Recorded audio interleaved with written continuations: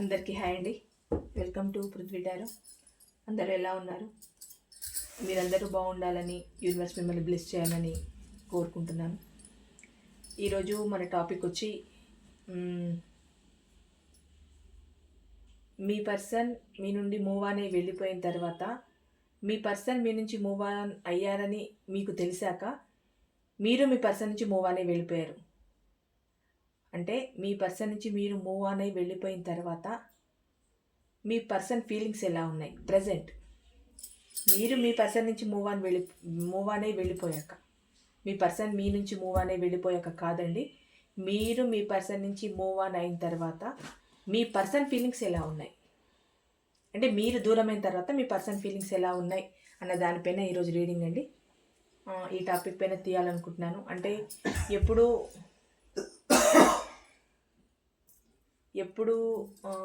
మీ person దూరమైన తర్వాత ఫీలింగ్సే తీస్తున్నాము. మీరు దూరమైన తర్వాత ఫీలింగ్స్ ఎలా ఉంటాయి అన్నది కూడా చూడాలనిపించింది నాకు. అందుకని ఈరోజు ఈ రీడింగ్ తీయాలనుకుంటున్నాను. అంటే మీరు దూరంగా ఉన్న తర్వాత తనలో ఎంత పెయిన్ఫుల్ ఉంది, ఎంత పెయిన్గా ఫీల్ అవుతున్నారు, ఎలా ఉన్నారు అన్నది చూడాలండి. ప్లీజ్ యూనివర్స్ చెప్పండి. మా వ్యూవర్స్ వాళ్ళ పర్సన్స్కి దూరమైన తర్వాత పర్సన్ యొక్క ఫీలింగ్స్ ఎలా ఉన్నాయి, మా వీవర్స్ ఈ రిలేషన్లో నుంచి మూవ్ ఆన్ అయిన తర్వాత వాళ్ళ పర్సన్ యొక్క ఫీలింగ్స్ ఎలా ఉన్నాయి. ప్లీజ్ యాక్యురేట్ రీడింగ్ ఇవ్వండి, పాజిటివ్ రీడింగ్ ఇవ్వండి. Gratitude gratitude gratitude gratitude. Please universe accurate reading ఇవ్వండి.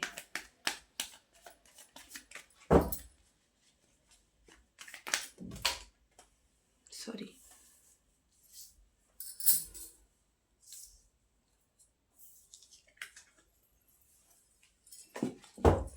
ఏంటో కార్డ్స్ ఎగిరెగిరి పడుతున్నాయండి. మీ పర్సన్ అంత గుర్తు చేసుకుంటున్నారా, అంత ఫీల్ అవుతున్నారా?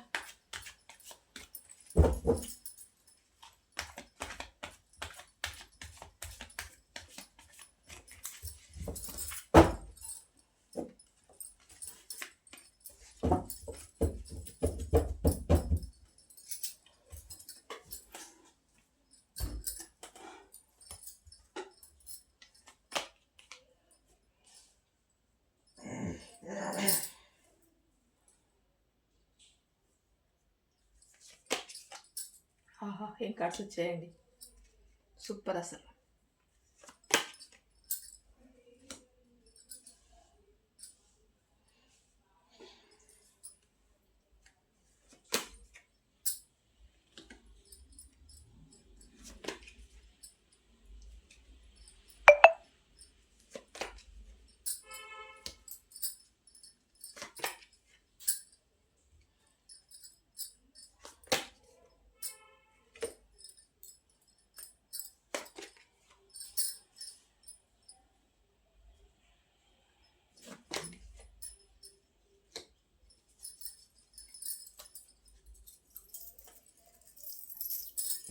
Bottom of the deck, 9 of Pentacles, Judgment,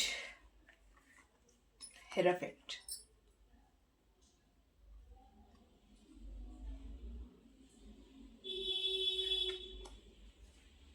Ace of Pentacles.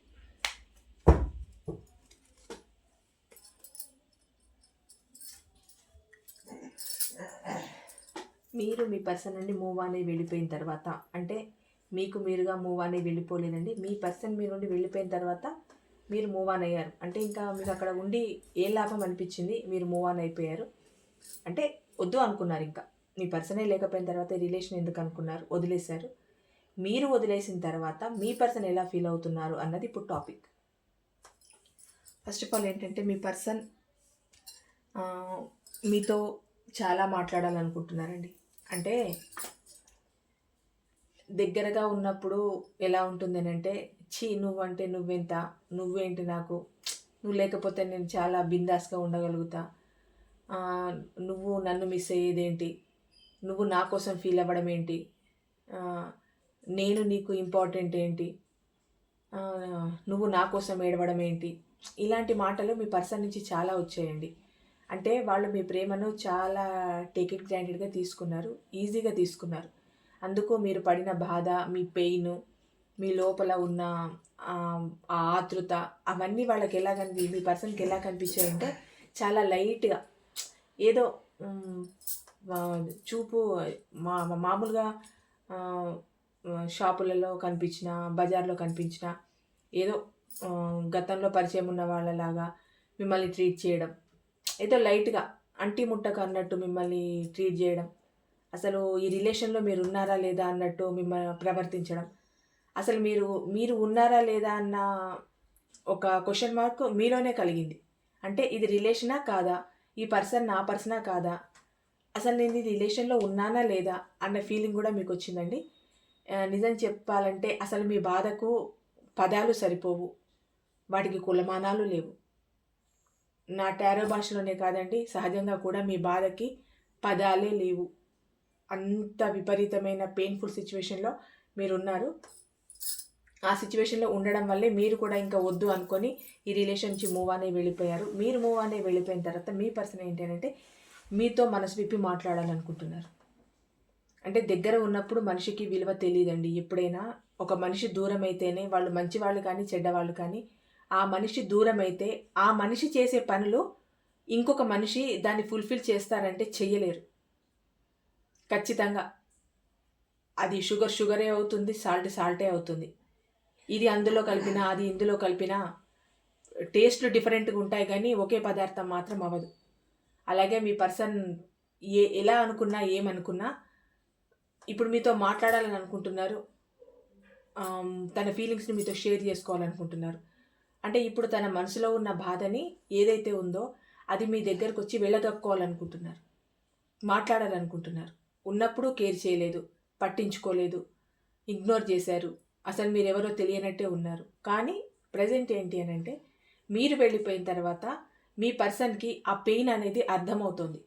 ఇప్పుడు తను వెళ్ళిపోయినప్పుడు మీ పెయిన్ వాళ్ళకి అర్థం అవ్వలేదు. మీరు వెళ్ళిపోయిన తర్వాత తనకు ఆ పెయిన్ ఏంటో అర్థమవుతుంది. అంటే ఇన్ని రోజులు మీరు బతిమలాడుకొని బామాలి, నువ్వే నాకు కావాలి, నువ్వే నా ప్రపంచము, నేను నిన్ను చూడకుండా ఉండలేను, నీతో మాట్లాడకుండా ఉండలేను, నా ప్రపంచమే నువ్వు, నాకు ఒక్కసారి కనిపించు, ఒక్కసారి మాట్లాడు, ఒక్కసారి మెసేజ్ చేయి, ఒక్క 5 మినిట్స్ నాకు కనిపిస్తే చాలు అని మీరు ఎన్నోసార్లు మీ పర్సన్ని అడుక్కొని ఉంటారు. మీరు కోరింది ఏం లేదు మీ పర్సన్ నుంచి, కానీ అంత దీనంగా అంత వేదనతో అడుగుంటారు. అయినా కూడా మీ పర్సన్ అస్సలు మిమ్మల్ని కనికరించలేదు, కేరే చేయలేదు. అలాంటి మీ పర్సన్ మీరు దూరం అయిపోయిన తర్వాత ఇప్పుడు మీతో మాట్లాడాలనుకుంటున్నారు. అంటే ఆ పెయిన్ ఎలా వచ్చింది అని అంటే దూరము అనేది వాళ్ళు దూరం చేసుకున్నప్పుడు దాని బాధ తెలియదు, వాళ్లకు దూరమైనప్పుడే తెలుస్తుంది. అంటే మీరు వాళ్ళకు దూరమైన తర్వాతనే ఆ బాధ, ఆ పశ్చాత్తాపం, అందులో ఉండే పెయిన్, అందులో ఉండే బాధ ఎలా ఉంటుంది, ఇంత అసలు ఇటువంటి ఒక పరిస్థితి ఏర్పడుతుందా మనిషికి అన్న ఒక ఆలోచన మీ పర్సన్కి వస్తుంది. అందుకే తన మనసులో ఉన్న భావాలన్నీ మీతో పంచుకోవాలనుకుంటున్నారు. కానీ విచిత్రం చూడండి, మీ పర్సన్ మీ నుంచి వెళ్ళిపోయిన తర్వాత మిమ్మల్ని పలకరించిన నాథుడే లేడు, ఏమైంది అని అడిగేవాళ్లే లేరు. మీరు ఉన్నారా, తిన్నారా, చచ్చారా, పోయారా అని అడిగే వాళ్లే లేరు అసలు. మీ పర్సన్ అయినా మీ నుంచి వెళ్ళిపోయిన తర్వాత ఇన్ని రోజులు నా కోసం వెయిట్ చేశారు కదా, నన్ను ఇంత ఇష్టపడ్డారు కదా, తన నుంచి నేను ఎన్నో నీడ్స్ని పొందాను కదా, తన కేరింగ్, తన ప్రేమ అన్నీ నాకే ఇచ్చారు కదా, ఒకసారి ఎలా ఉన్నారని కనుక్కోవడానికి ఏమవుతుంది, అంత ఈగో అడ్డు రావడం ఎందుకు, ఒక్కసారి కనుక్కుందామని మీ పర్సన్ కూడా అనిపించలేదు. పక్కన ఉన్న వాళ్ళని పక్కన పెట్టేసేయండి, కానీ మీ పర్సనే ప్రపంచం అనుకున్న మీ పర్సన్ కూడా మీరు ఎలా ఉన్నారు అని ఒక్కసారి కనుక్కోవడానికి కూడా ప్రయత్నించలేదు. అంటే మీ దూరం చాలా లాంగ్ అయిపోయి ఉంటుందండి. నాకు తెలిసి ఇది రోజుల, వారాల, నెలల, సంవత్సరాల, ఎన్నో రోజులు గడిచిపోయి ఉంటుంది మీ పర్సన్ మీ నుంచి దూరం అయిపోయి. కానీ ఏ రోజు మిమ్మల్ని పలకరించాలని కానీ, మీతో మాట్లాడాలని కానీ, మీ మంచి చెడులు వినాలని కానీ ఏ రోజు మీ పర్సన్ అనుకోలేదు. ఒక రకంగా శని వదిలిపోయింది అనుకున్నారు, వదిలేసి వెళ్ళిపోయారు. కానీ ఆ కేరింగ్, ఆ ప్రేమ అనేది మీ నుంచి తగ్గిన తర్వాత, మీరు మీ పర్సన్ నుంచి దూరమైన తర్వాత ఇప్పుడు మీతో మాట్లాడాలనుకుంటున్నారు, మీతో ఫీలింగ్స్ని షేర్ చేసుకోవాలనుకుంటున్నారు. అంటే తనకు బాధ వస్తే ఒకలాగా, మీకు బాధ వస్తే ఒకలాగా. మరి మీకు ఉంటుంది కదా, నేను ఇంత బాధపడుతున్నాను, ఇంత ఫీల్ అవుతున్నాను, నా ఫీలింగ్స్ని షేర్ చేసుకుంటాను, నీతో ఒక్కసారి మాట్లాడాలని ఉంది, కనీసం నన్ను ఒక ఫ్రెండ్ లాగైనా ట్రీట్ చేయమని మీరు ఎన్నోసార్లు అడుక్కొని ఉంటారు. చాలామంది ఉంటారండి ఇలాగా. ఎందుకంటే రిలేషన్లో ఒక డిస్టర్బెన్స్ వచ్చిన తర్వాత ఆ మనిషిని వదులుకోవడం ఇష్టం లేక కనీసం మన ఫ్రెండ్స్ లాగైనా ఉందామంటారు. అది కూడా మీ పర్సన్ ఒప్పుకోలేదు. అందుకు మీరు ఇంకా ఆ బాధను భరించలేకపోయారు. ఎన్ని రోజులున్నా ఈ రిలేషన్‌లో బాధ, ఏడుపు, మనసుకు బాధ, శరీరానికి బాధ, ఎందుకు ఇదంతా అని చెప్పి వదిలేసిన తర్వాత ఇప్పుడు మీ పర్సన్ మీతో మాట్లాడాలి, తన బాధని చెప్పుకోవాలి, తన ఫీలింగ్స్‌ని చెప్పుకోవాలి, ఏం జరిగింది అన్న విషయాన్ని మీతో చెప్పుకోవాలని తెగ ఆరాట పడుతున్నారు. మీరంటే ఇప్పుడు మీ పర్సన్‌కి అన్‌కండిషనల్ లవ్ ఉందండి. చాలా ప్రేమ ఉంది. ఎందుకు అనంటే చెప్తున్నాను కదండి, ఏదైనా మన దగ్గర ఉన్నంత వరకు వాటి విలువ తెలీదు. అది దూరమైతేనే కానీ దాని ప్రత్యేకత ఏంటో అర్థం కాదు. ఆ ప్రత్యేకతను, ఆ దూరాన్ని ఇంకొకరు ఫుల్ఫిల్ చేయడానికి వచ్చినా కూడా ఫుల్ఫిల్ చేయలేరు. చెప్పాను కదా, నంది నందే అవుతుంది, పంది పందే అవుతుందండి ఎప్పుడైనా. ఒకటి ఒకటి అవ్వాలంటే కుదరదు. ఒక మనిషి చేసే పనులు, ఒక మనిషికున్న విచక్షణ, ఒక మనిషికున్న మంచి బుద్ధే కానీ చెడు బుద్ధే కానీ ఇంకొకరిలో ఉండాలంటే ఉండవు. మనిషికి మనిషికి చాలా తేడా ఉంటుంది. రూపురేఖల్లోనే కాదు, స్వభావంలో తేడా ఉంటుంది, బుద్ధిలో తేడా ఉంటుంది, బిహేవియర్లో తేడా ఉంటుంది, ప్రేమించే విధానంలో తేడా ఉంటుంది. ఒక్కొక్కరు ఒక్కొక్కలాగా ప్రేమిస్తారు. ఇప్పుడు మిమ్మల్ని సోల్మేట్ అనుకుంటున్నారు. మీరిద్దరు సోల్మేట్ అనుకుంటున్నారు. మీ ఇద్దరి మధ్య చాలా బాండింగ్ ఉందని ఫీల్ అవుతున్నారు.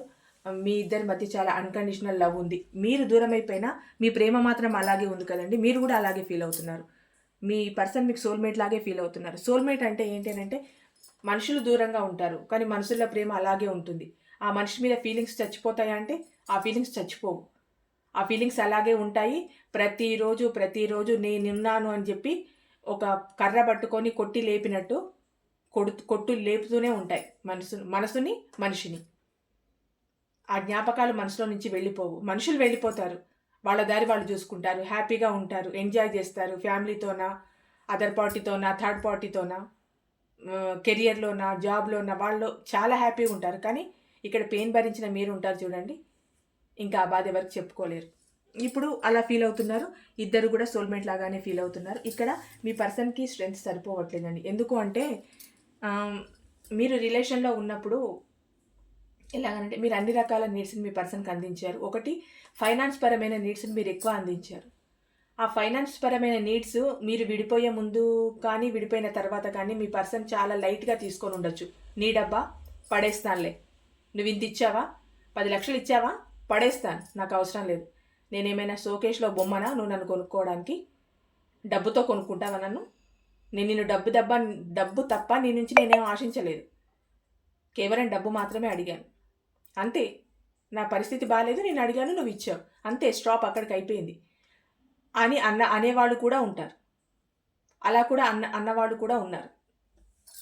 ఇప్పుడు ఏంటి అనంటే మీరు రిలేషన్‌లో ఉన్నంత వరకు మీ పర్సన్‌కి ఎన్ని కావాలో, ఏం కావాలో దగ్గరుండి ప్రతీది అంటే మీ పర్సన్ రూ. 1,00,000 అడిగితే మీరు రూ. 1,00,000 ఇవ్వకపోవచ్చు, కానీ మీ దగ్గర ఉన్నంత వరకైతే అడ్జస్ట్ చేసి ఇవ్వడం స్టార్ట్ చేశారు. మీ పర్సన్‌ని మీరు ఫైనాన్షియల్‌గా చాలా ఆదుకున్నారంటే చాలా ఆదుకున్నారు.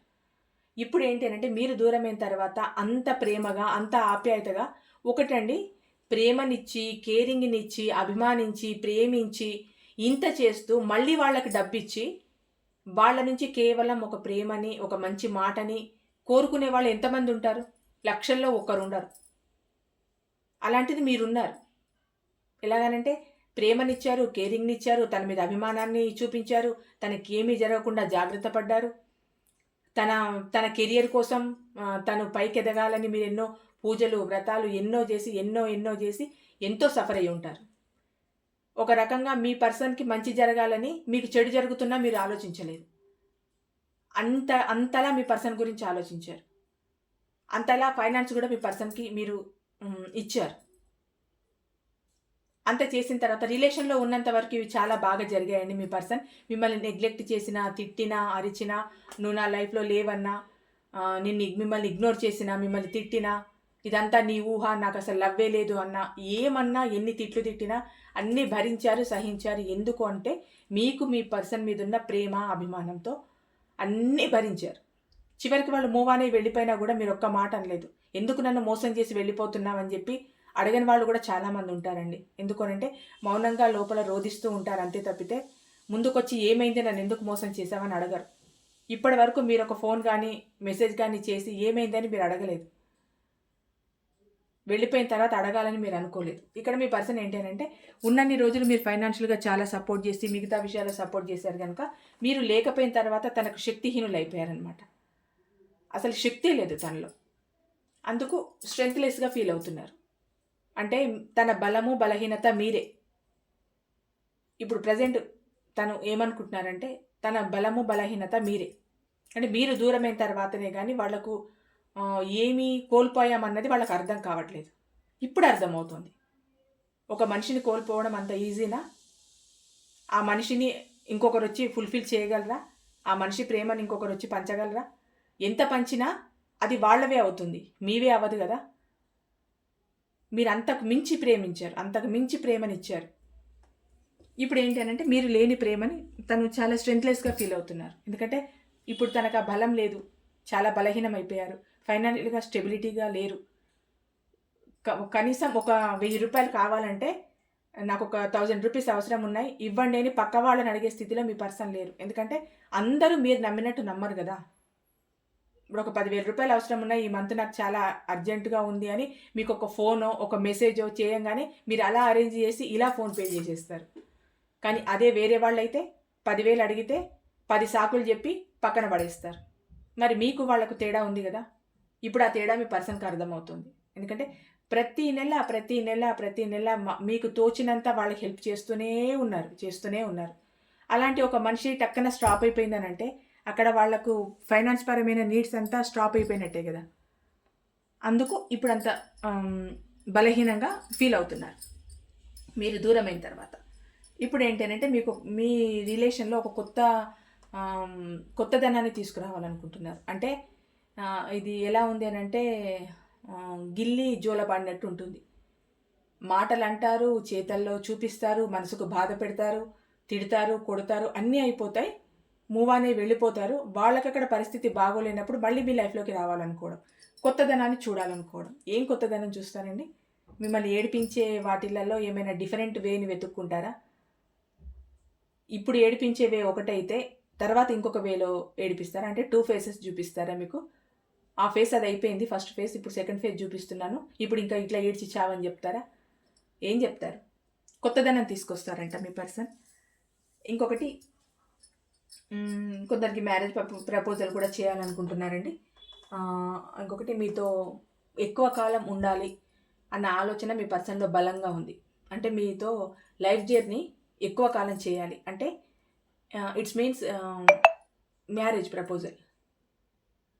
కాని వాళ్ళకి అలాంటి ఒక ప్రపోజల్ కూడా చేయాలనుకుంటున్నారు మీ పర్సన్. అంటే మీ దూరం తర్వాత చిన్నగా వాళ్ళలో చేంజెస్ స్టార్ట్ అయ్యాయి, రిగ్రెట్తో కూడిన చేంజెస్ స్టార్ట్ అయ్యాయి. ఆ చేంజెస్లో భాగమే ఇది. ఏంటంటే పెళ్ళి కాని వాళ్ళకి ప్రపోజ్ చేయడము, పెళ్ళైన వాళ్ళకి మిగతా రిలేషన్స్ వాళ్ళకి ఈ బంధాన్ని కొంచెం బలంగా చేసుకోవడానికి గట్టి ప్రయత్నం చేయడం. అంటే చిన్నగా కాదు, ఏదో మాట్లాడడం, చూడడం, ఫోన్ చేయడం, కాల్ చేయడం, మెసేజ్ చేయడం, ఇలా కాదు, గట్టిగా ప్రయత్నం చేయాలి అన్న ఆలోచన మీ పర్సన్లో వచ్చిందండి. అంటే మీ దూరం తర్వాత ఎలాంటి మార్పులు జరుగుతున్నాయో చూడండి. ఇక్కడ ఎంతమంది ఉన్నా మీ పర్సన్ మీ గురించి ఆలోచిస్తున్నారు. ఎందుకు ఆలోచించరు? ఎందుకంటే రిలేషన్లో ఉన్నప్పుడు మీరు చూపించిన అభిమానము, ఆ ప్రేమ, ఆ కేరింగ్ మర్చిపోవడం అది మనిషికి సాధ్యమేనా? ఎందుకంటే మీరంతా అన్కండిషనల్ లవ్ చూపించారు మీ పర్సన్కి.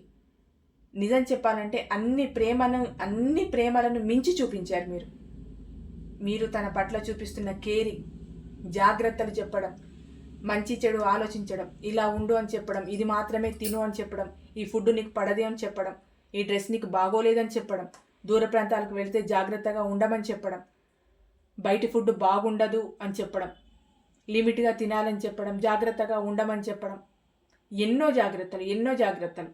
అవి అమ్మ కదా ఎలాంటి జాగ్రత్తలు చెప్తారో పిల్లలకి అంతకు మించి జాగ్రత్తలు. ఓ ర్యాష్ డ్రైవింగ్ చేస్తున్నా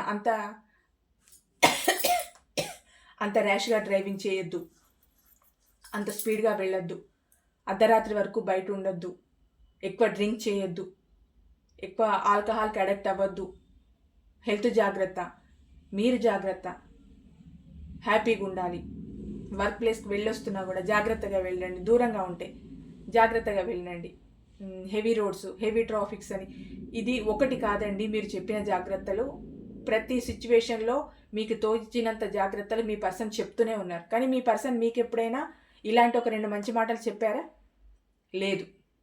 మీరు ఎక్కడైనా బయటికి వెళ్తుంటే హ్యాపీగా వెళ్ళిరా, జాగ్రత్తగా వెళ్ళిరా, తొందరగా రా అని మీతో ఎప్పుడైనా అన్నారా మీ పర్సన్? అనలేదు. మీకు బాగోలేకపోతే ఎప్పుడైనా హాస్పిటల్కి వచ్చి మిమ్మల్ని పరామర్శించి, లేదు ఇంట్లో అయినా పరామర్శించి, నీకేమైంది, ఏం జరిగింది, ఎందుకు ఇలా జరిగింది, పర్లేదులే తొందరగా కోలుకుంటావు అని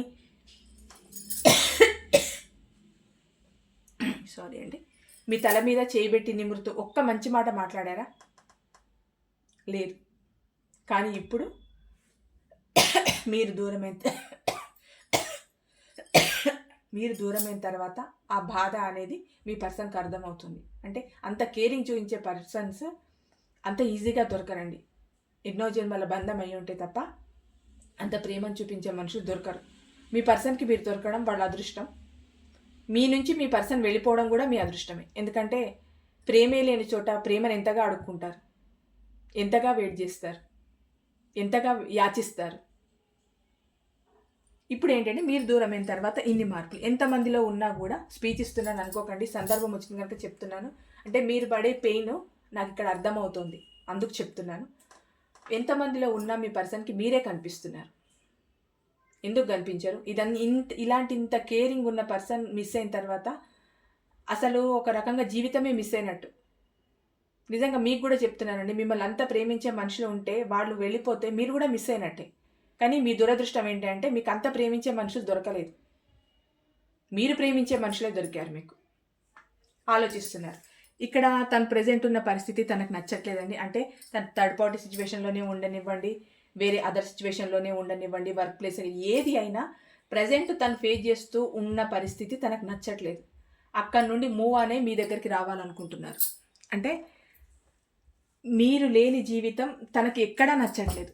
నచ్చింది అన్నట్టు బిల్డప్ ఇస్తున్నారు, నువ్వు లేకుండా నేను ఉండగలను అన్నట్టు ఒక కవరింగ్ ఇస్తున్నారు. అంతే తప్పితే మీరు లేని జీవితం మీకే కాదండి మీ పర్సన్కి కూడా నచ్చట్లేదు.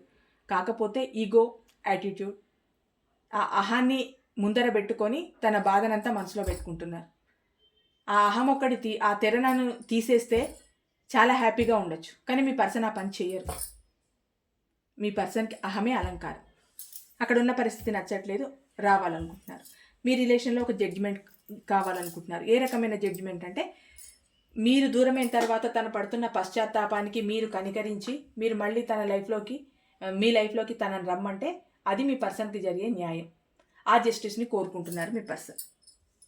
ఇక్కడ ఏంటి అని అంటే మీకోసం వెయిట్ చేస్తున్నారు. అంటే ఇంత పెయిన్ఫుల్ సిచ్యువేషన్లో మీ పర్సన్ ఉన్నారు కదా, మీకోసం వెయిట్ చేస్తున్నారు. అంటే మీ దూరం మీ పర్సన్ని లోపల నుంచి మెలేసేసిందనమాట. అంటే ఇప్పుడు నా కామెంట్స్ మామూలుగా పెడతారు, మేడం అంత బాధ ఉన్న వాళ్ళు ఎందుకు ఫోన్ చేయట్లేదు, ఎందుకు పలకరించట్లేదు, ఎందుకు కామెంట్ చేయట్లేదు, అసలు మేము ఉన్నామో లేమో, ఇవన్నీ మీరు మీ బాధతో మీరు చెప్తారు. కరెక్టేనండి. కాకపోతే కర్మ అనేది ఒకటి ఉంటుంది. ఆ కర్మ తీరేంత వరకు ఇలాగే ఉంటుంది. కర్మకు ఎవరు అతీతం కాదు. నేను ఇప్పుడు రీడింగ్ ఇవ్వంగానే మీ పర్సన్ మీకు కాల్ చేయరు. మీ కర్మ ఎంతవరకు ఉందో, ఎంతవరకు మీరు ఫేస్ చేయాల్సి వస్తుందో అంతవరకు మీరు ఆ కర్మని ఫేస్ చేస్తారు. ఆ పర్సన్ వల్ల మీరు ఎన్నెన్ని లెసన్ నేర్చుకోవాలని దేవుడు ఒక డిసైడ్ చేసి ఒకటి రాసి పెట్టారో అంతవరకు మీరు ఫేస్ చేయాల్సిందే. నాకు మామూలు కామెంట్లు వస్తున్నాయి, మీరు చెప్పిందంతా అబద్ధం, ఇదంతా కరెక్ట్ కాదు, ఇదంతా ట్రాష్, ఉట్టి ఫేక్. ఎలా ఫేక్ అవుతుందండి? మన ఫేత్ బాగాలేనప్పుడు ఇది ఫేక్ అని ఎలా అంటామా? ఇది 100 మందిలో కొందరికైనా రిజనేట్ అవుతుంది. నాకు రిజనేట్ అయిన వాళ్ళు మెసేజెస్ చేస్తున్నారు, మేడం మాకు ఇది జరిగింది, మీరు ఈ రీడింగ్లో ఇది చెప్పారు అంటే వాళ్ళ కర్మ అక్కడితో స్టాప్ అయిపోయింది, వాళ్ళకి అయింది. మీకు కాలేదు అని అంటే మీ కర్మ ఇంకా బ్యాలెన్స్ ఉంటుంది, అందుకు మీకు ఇంకా అవ్వలేదు. అదొకటి గ్రహించండి. అంటే నేను మిమ్మల్ని ఏమనట్లేదండి, చెప్తున్నాను. మీరు బాధతో చెప్తారు కదా, ఒకటి గమనించండి. ప్రతిదీ నెగిటివ్గా ఆలోచించకండి. మాకు ఇది అవ్వట్లేదు. ఎప్పుడు నెగిటివ్ మైండ్ సెట్తో ఉండకండి.